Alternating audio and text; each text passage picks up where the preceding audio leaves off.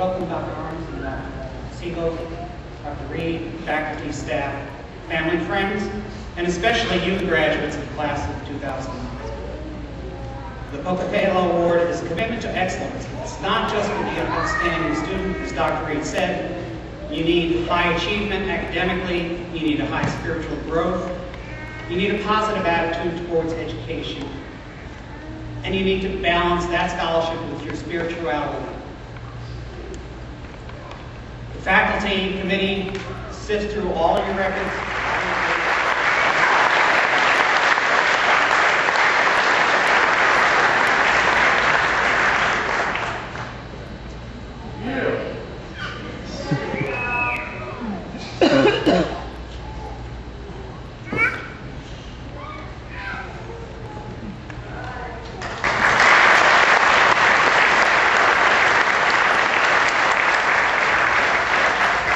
Our newest award is the Laulimo Award, or Helping Hands in Hawaiian, and is presented to a staff member who has excelled in customer service, teamwork, and providing extra care to staff, faculty, and students.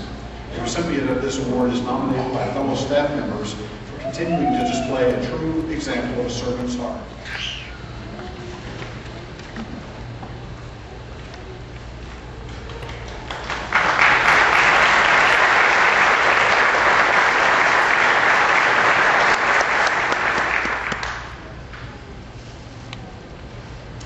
Dr. Paul Arms has led Wayland for over 8 years, and through his dynamic leadership and vision, Wayland has experienced a period of dramatic growth to almost 7,000 students located on the home campuses and 12 campuses throughout Texas, Oklahoma, New Mexico, Arizona, Alaska, and Hawaii.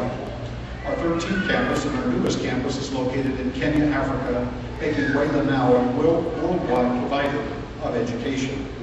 Dr. Arms has completed his bachelor degree at Baylor University in Waco, and both his master and his doctorate degrees at Southwestern University.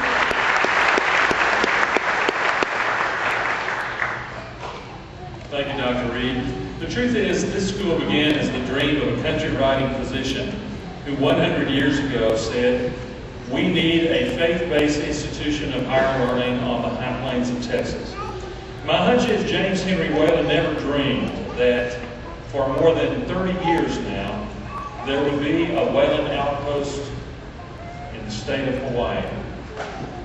So congratulations on your 30th anniversary. You are truly one of our strongest external campuses, and it is a delight to share this very, very special day with you. Isn't that interesting? George Eliot, a number of years ago, wrote a book, actually a poem entitled Stradivarius.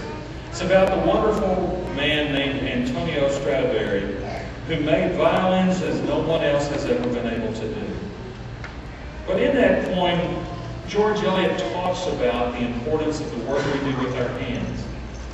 So the old violin maker, Antonio Stradivari, says this: "If my hands slacked, I should rob God, since he is fullest good, leaving a blank instead of violins."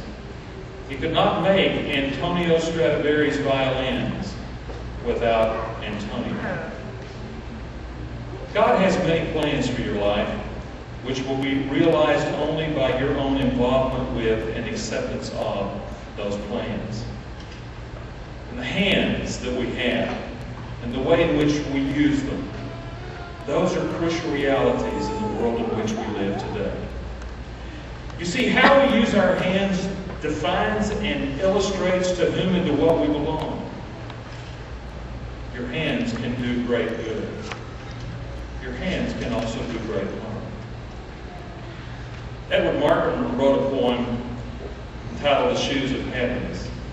You've probably heard the story. It's about an old cobbler with the name of Martin. A cobbler whose name was Conrad. And one night he has a dream that the Lord is going to come and see him the next day in his cobbler shop, his shoe shop.